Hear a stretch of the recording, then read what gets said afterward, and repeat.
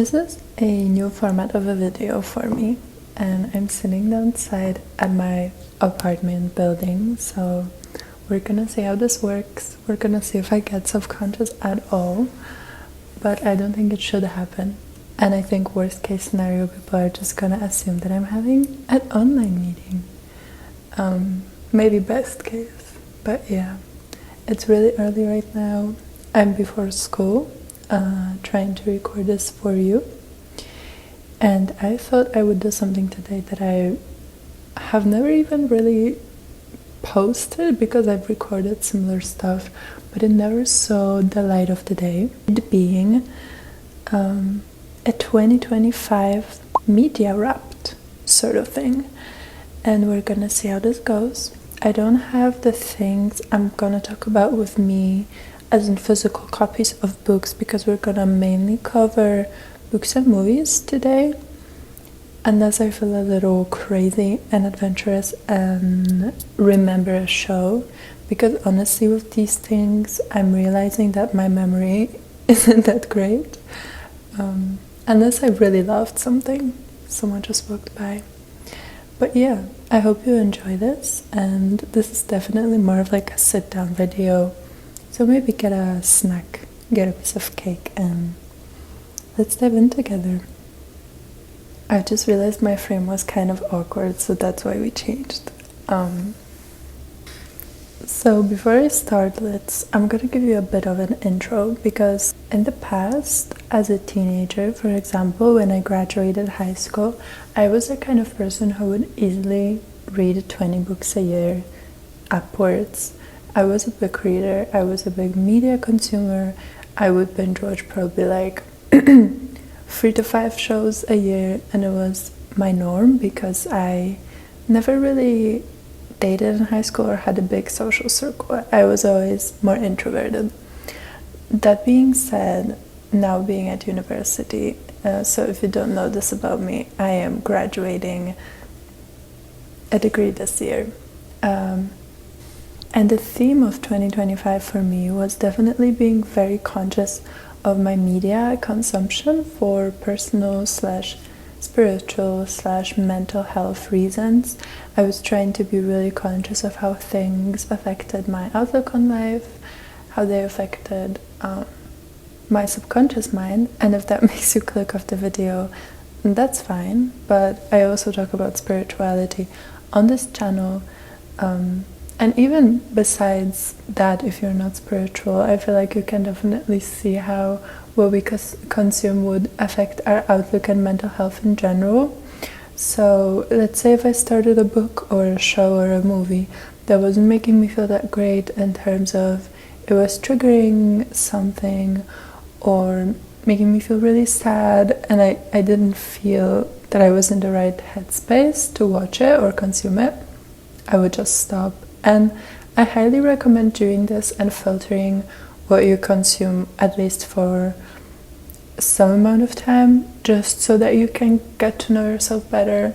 This doesn't mean I will never watch a movie with hard themes or read a book with hard themes again, but for me 2025 was really a year of honoring what my brain and my soul wanted me to consume. But I also definitely created, then consumed more, which is another factor that affected the fact that I haven't been reading as much and watching as many things. I've definitely made more social media content, like things for YouTube and things for TikTok and other social media platforms. Also things like journaling and even creating academic content for my degree were prominent in my life. And all of that coupled together, not to explain myself too deeply, was what impacted the amount of media I consumed. This being said, less is technically better in this case, so that we don't get a 30-minute video. So I'm just gonna go through some categories and tell you what I really enjoyed in each. And I'm also not presenting everything, because I don't keep very detailed notes of my media intake, I think we would literally get a movie and not a video if I tried doing that. So let's start with books. I really haven't read a lot this year. And honestly, one of my New Year's resolutions that I just made yesterday while making this list is reading a bit more, which hopefully is going to be possible with me graduating.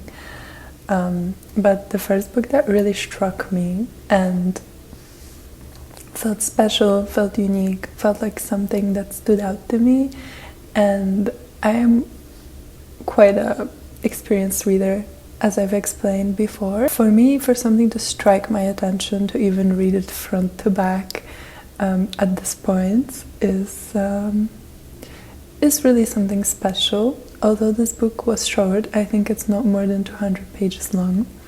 And the title is When I Sing, Mountains Dance. This is a book that was on like a recommended shelf at a local indie bookstore in my area. And I just picked it off intuition. There were definitely some harder themes in it. There was a chapter that I found sort of triggering enough, and like it was too violent for me.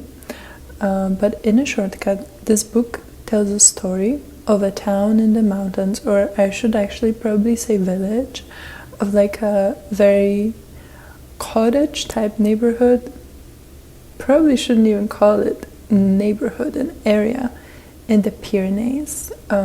So I believe it's on the Spanish side of the border, and I'm pretty sure the author is Spanish herself.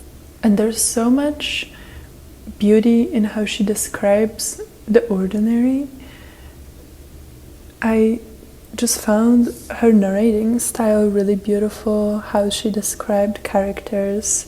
She made them seem so real through their, I don't know why I choked up there, by using their painful experiences to illustrate how they responded to things, but also just, I think there's something very magical in describing ordinary cottage, like village type of setting in a way that is really compelling, and it makes you feel like you're there. It makes you, smell the forest, smell the fields that they live at. There's also some really scary parts, because it's worth mentioning that each chapter is told from a different perspective, and we have multiple characters. Without spoiling anything, not all of them are human, and there are some paranormal elements, so sort of a trigger warning. I was scared. I never read horror or thriller stories. I don't watch horror movies, so for me this was kind of a lot. But yeah, the only chapter I had to skip was the one involving violence.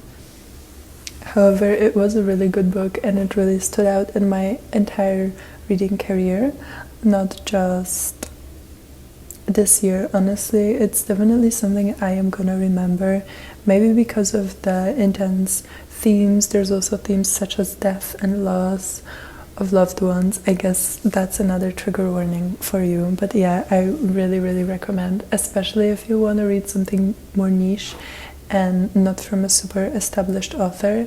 This one's great. At this point, I'm looking at my list of books and realizing that there have been some books I DNF'd that I feel like should be mentioned. For example, the sequel to Bunny by Mona Awad, I think it's called We Love You, Bunny. And again, there were themes like murder that I'm not very good at dealing with, and I had to stop. I was getting scared. Even though I love the first book, the original Bunny, I could not do that. But a book I did finish and really, really enjoyed, and you're gonna see a theme when it comes to that overall in my media from this year, was Pride and Prejudice by Jane Austen. I did not read a physical copy. I listened to an audiobook of this, and honestly, 3 out of 4 books I have on my list were audiobooks.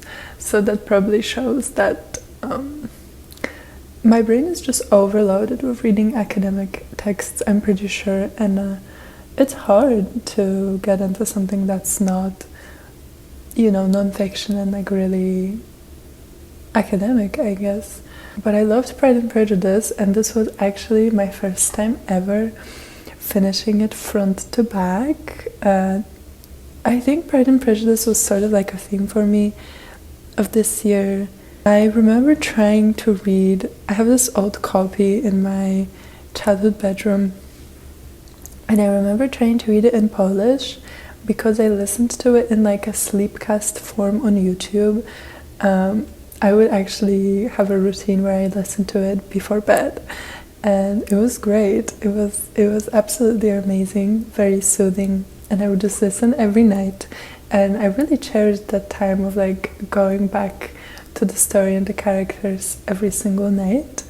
I think if you're a person who's never read it and you've only seen the movie like I did before, you would be surprised just how well written it is, how actually complex the characters are, because I feel like the movie, as much as it's great and I love it, it just sort of flattens them out and makes them very two-dimensional, whereas the book obviously gives you so much more detail. There's more space for character development, and it really shows. So yeah, I loved Pride and Prejudice. I wouldn't say I'm a necessarily Jane Austen girly from a book perspective, but I love anything that's based on her books, and we're going to talk about that in a second. And lastly, the third notable book of this year for me was You Have the Magic. I don't remember the author, I'm realizing. I know her name is Haley, but I don't want to butcher her last name. She is a manifestation-related TikToker, and the book mainly talks about EFT tapping, which is a method of nervous system regulation, but also like sort of related to manifestation too. If you're into this stuff at all, or you want science-backed evidence for why manifestation works and you want to learn about it from a neurological perspective, I highly recommend. I love manifestation and neurology. I'm a psychology student, so perfectly up my alley, and I really liked it. I think it's good for people who are skeptical about spirituality, because it's written in like a very factual way. She cites studies and talks about her teachers, and people have done research on all of this, and I think it's great. It's sort of like a manifestation encyclopedia to me in a way. Although it's not perfect either, but it's definitely a very notable perspective. Oh, I also, for example, read a short book about Jung's life, the father of psychoanalysis, basically. Many people don't realize that Jung and Freud are actually they're not even necessarily considered psychologists in a modern sense. But I was just really interested in him, and I'm still interested in his archetypal framework. The book that I read didn't really give me that, but it gave me an insight into him going into psychosis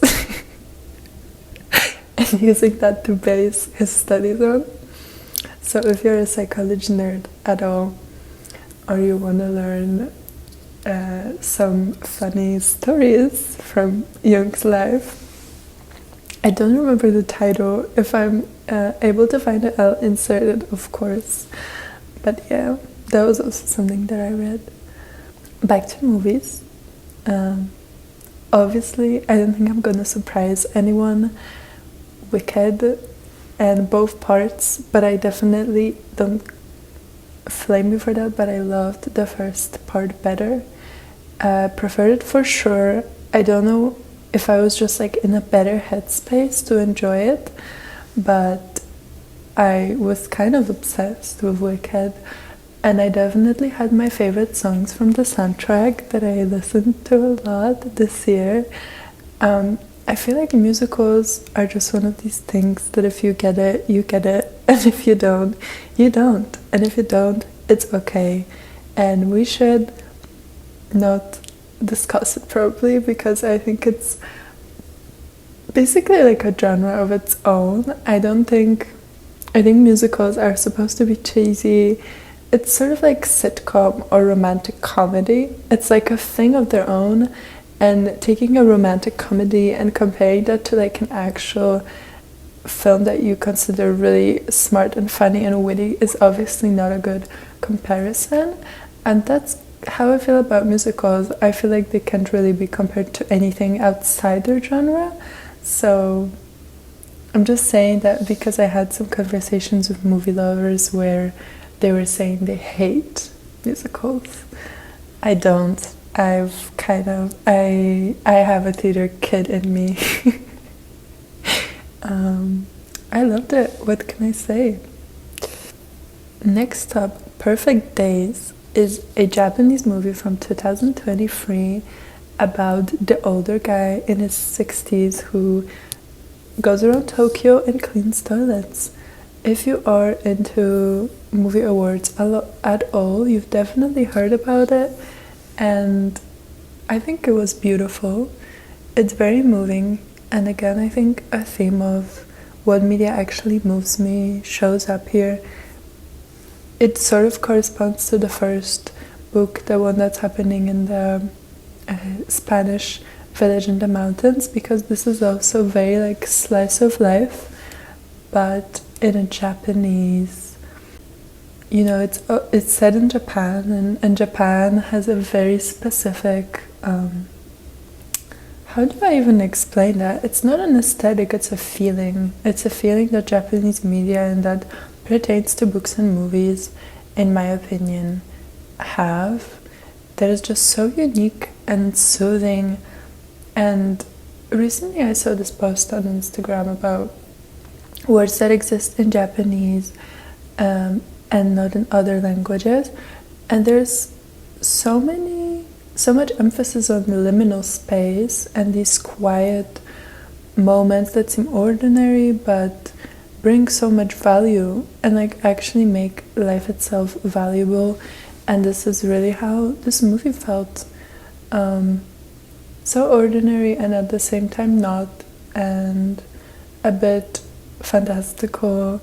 A very, very beautiful movie. I don't remember what awards it got, but I'm pretty sure it was nominated for the Oscars and other things, and it deserved it. And it's also from 2 years ago, so if you still haven't seen it, I highly recommend. Next, The Holdovers. I'm pretty sure it's also from around the same time.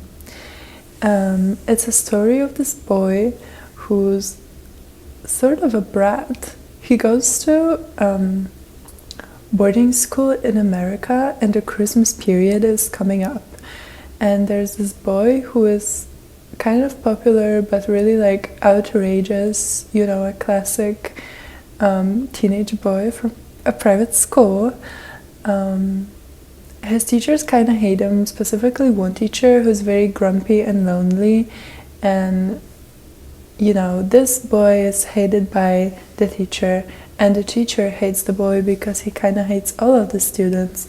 And then, not to spoil anything, they get stuck together over Christmas at the school, with also a school canteen lady, and I think it's just the three of them. And they go through different kinds of adventures, and it's a very beautiful movie about community and love and loss. And it's also really moving and sad in many ways, but I think it shows how humans have this natural need to support each other ultimately above, all divide. And it's very, very moving and precious to me. Kind of a good holiday watch, but it's still, I feel like it's not very Christmassy in like a traditional sense, because it's pretty sad, not to say depressing. So maybe don't watch it with your family, but if you're still like, I think it fits a winter period. if you watched it now, I think it might even work better than Christmas. If all you want on Christmas is like positivity, Home Alone, etc., this is something that you can still watch now. I'm pretty sure I watched it in autumn and I still really enjoyed it, so quite universal. And then finally the last category, which I kind of I give you a bit of a hint already. I really had a phase of watching every single movie based in Georgian times / on Jane Austen's literature. I really got so hyperfixated on the beautiful costumes and the energy and the way the characters interact with each other. It definitely was a big theme for me this year. And so I not only watched Pride and Prejudice and Emma and Becoming Jane, which I expected something different from than it actually is. If you don't know, it's a movie basically that's Jane Austen's biography, but it kind of spoils it's definitely not in the same realm as her books and movies based on them, where the characters always get a happy ending. Her life really wasn't that happy at all. It wasn't perfect. I don't think she got her happy ending. And if you are not in the mood for that, because it's not really that I wasn't in the mood, but I guess I wasn't expecting it to be sad and as raw as it is, because I saw people recommending it on TikTok because the lead actor is hot. And then he turns out to be a jerk, and her life turns out to be pretty sad. So if you're not in the mood for that, just a warning, it's not really like the same sugar-coated energy that movies based on her books have. But yeah, the costumes, I really had a moment of wanting to dress like a British woman in Georgian times, and where there's like a really specific cut of dresses that they do wear, and I love it. I got one that's kind of inspired by that era. Like I can see that it could be like a nightgown from the time, but I just wear it as a dress, and I highly recommend. I think it's a beautiful form of escapism. I love Emma with I can't remember the actress's name, and when I find it I'll put it on the screen, but there's this beautiful actress I kind of had a crush on in the past, Anya Taylor-Joy. She plays Emma. I think Emma is very beautifully done. It's a bit newer than Pride and Prejudice 2, which a classic, but Emma has, you can tell that the aesthetics are a bit more, it's different. I think the technology also obviously was a bit more advanced, and the colors are very beautiful. The frames, the interiors, everything is just like aesthetic perfection to me on many levels. And then lastly, when it comes to movies, and that will be all I cover in this video because I've been talking for a while and I'm also really tired today, so I hope this comes out how I wanted it to and as structured as it was meant to be. So lastly, during Christmas, I had another phase. I think it just shows, because I think both the Jane Austen and this happened when I had more free time at university. And I was just binge watching movies from like a specific genre. But during Christmas, I hyperfixated on watching romantic comedies from the 2000s, which I feel like isn't super, that's kind of a regular thing to do. And that's what I used to do with my family on Christmas as a child. So what I watched is mainly The Holiday and Love Actually, which I really recommend. I think they're actually great movies within their own genres. Like they're probably, in my opinion, some of the best romantic comedies made. And on top of that, they're Christmassy. So it's kind of a win-win situation. And maybe if you've never watched romantic comedies before, this is a good place to start. The Holiday is the classic movie of the two women who are going through a breakup during Christmas, and one of them is from a cottage house in England, and the other one lives in LA in this big mansion. And they find each other online and somehow decide to travel the next day and switch locations so that they can be at each other's houses for Christmas. I just think they're really great, and they are super nostalgic for me. I watched them as a kid with my family, and Love Actually to me is moving on like a completely different level where it's really romantic and it tells stories of, I mean, I'm assuming you have all seen it, but if you haven't, it tells stories of people falling in love again during the Christmas period from different perspectives and in very different scenarios. And it is the movie with the famous scene of the Prime Minister, who is played by Hugh Grant, going door to door and knocking at people's houses to find his love interest. It's a classic. I think it's one of these movies that you really just have to see for yourself, and I personally like it. But if you don't like romantic comedies, maybe it's not for you.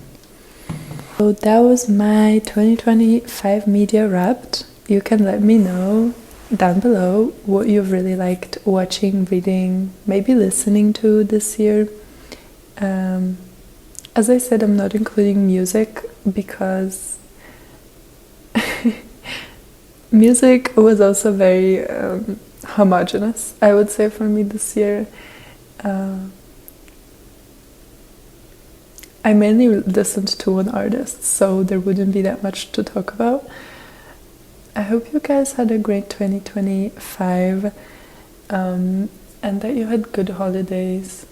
My holidays were really difficult, which maybe explains my affinity for the cheesy romantic comedies where everyone gets their happy ending. I hope you got some recommendations from this list, even though I know I didn't reinvent the wheel. I feel like it would be cute for me to look back on and see what I liked at this time of my life. And I hope you have a great rest of your day. See you soon.